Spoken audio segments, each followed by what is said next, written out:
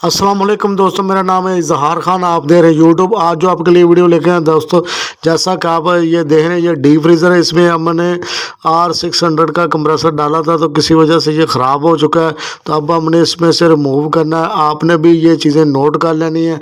तो दोस्तों, इससे पहले कि वीडियो की तरफ जाए, आप इसे एक छोटी सी रिक्वेस्ट है, इस चैनल पर नए हैं तो चैनल को सब्सक्राइब भी कर लें और बेल के बटन को ऑल नोटिफिकेशन पे ऑन कर लें।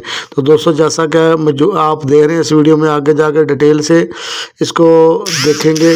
तो इसमें से हमने गैस को रिमूव करना है। इससे पहले कि कंप्रेसर को हम निकालें, सबसे पहले हमें इसके साथ लाइन गेज लगा लेंगे ताकि हमें मालूम हो सके इसमें कितना प्रेशर मौजूद है। तो इसको रिमूव करने का तरीकाकार यही है कि ये फ्लेमेबल गैस, इसलिए आपको बहुत ही सेफ्टी की ज़रूरत है, एहतियात की ज़रूरत है, ताकि फ्लेम ना लग जाए, आग ना लग जाए। तो इसके लिए आप जो भी डीप फ्रीज़र है या फ्रिज, कोई भी अप्लाइंस है, तो उसको आप थोड़ा सा खुली जगह पे रख लें, हवादार जगह पे रख लें।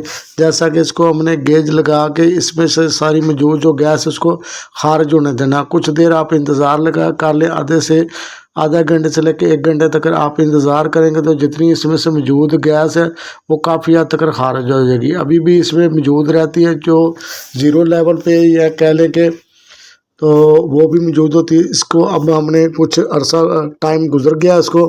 अब हम क्या करेंगे कि सबसे पहले जो ना, अभी भी हमने वेल्डिंग टार्च नहीं जलानी रिमूव करने के लिए। तो अभी भी मैं इसको कैपरी को कट लगाता हूँ। तो ये 2 से 3 तरीके के साथ आप इजीली लीक रिपेयर और या कंप्रेसर रिमूव कर सकते हैं। तो अभी हम कट लगाएंगे ताकि मौजूद इधर से भी पता चल जाएगा हमें किस में से मौजूद है या नहीं गैस। तो आप इसमें से जो ना 22 नंबर गुजार सकते हैं। जो भी अंदर मौजूद गैस होगी, जहाँ पे कट लग जाएगा तो दूसरी जगह से आप गैस को एंटर करेंगे तो वो सारी जो गैस मौजूद है अंदर 600 उसको बाहर निकाल लेगी। इस तरीके से भी आप कर सकते हैं। तो ये कट लग चुका है। तभी मैं इसको, जैसे ही हमें पता चल जाएगा इसमें से प्रेशर निकलता कि नहीं निकलता, अभी प्रेशर बिल्कुल भी निकल रहा, लेकिन फिर भी हम इसको जो ना हल्की सी टार्च दे के देख लेंगे, आग जला के, कि इसमें से फ्लेम निकलता है या नहीं निकलता। तभी मैं आपको चला के दिखाता हूँ। ये जैसा कि आप देख सकते हैं हल्की सी लगेगी। तो अब हम जो ना इसको चला के, क्योंकि ये कंप्रेसर चलता है फ़िलहाल, प्रेशर कम है, तो हम इसको चलाएंगे तो हवा खींच के वो इधर से बाहर निकाल देगा। तो इस तरीके से भी आप इसको चेक कर सकते हैं। हाँ, तो दोस्तों, अभी भी जो फ्लेम जो क्लियर हो गया काफ़ी हद तक। अब हम क्या करेंगे, इसको उतार के जो ना गेज को उतार लेंगे और पिन को निकाल के कंप्रेसर को चलाते हैं। कंप्रेसर क्योंकि चलता है और यहाँ से भी एयर लेके तो वो डिस्चार्ज लाइन से बाहर निकाल देंगे, जैसा कि आप देख सकते हैं। और यहाँ से भी काफ़ी हद तक गैस क्लियर हो जाएगी।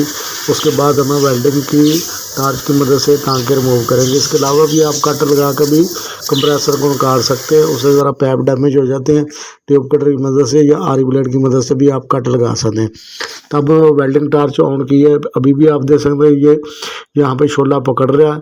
तो दोस्तों, अगर वीडियो अच्छी लगे तो लाइक ज़रूर किया करें, शेयर किया करें। अगर मिलेंगे दोस्तों नेक्स्ट वीडियो में, तब तक के लिए अल्लाह हाफिज़।